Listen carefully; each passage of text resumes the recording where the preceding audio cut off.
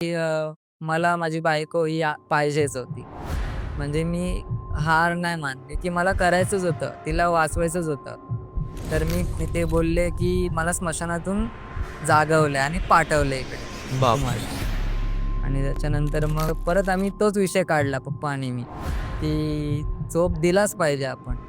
त्यामागचं मग कारण आपल्याला नक्की कळेल, की कुठून आलंय, काय आलंय. आणि अजून एक महत्त्वाची गोष्ट सर तुम्ही म्हणली होती, की आजचाच दिवस निवडायचा. त्याचं मागचं कारण काय?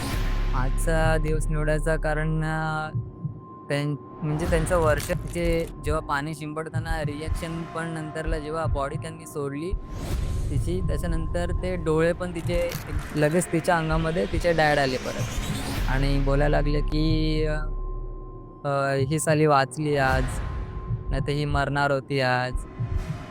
तर मग मला थोडंसं फाशी वगैरे लावायला लागली. स्वतःहूनच. हो, स्वतःहून. म्हणजे गळफास घ्यायला लागले. हो. म्हणजे तिच्या चाकू वगैरे, सुरी किंवा डोकं वगैरे आपटून दाखवायची आणि घाबरवायची मला बाहेरूनच, की मी गळफास लावीन, असं-तसं करेन.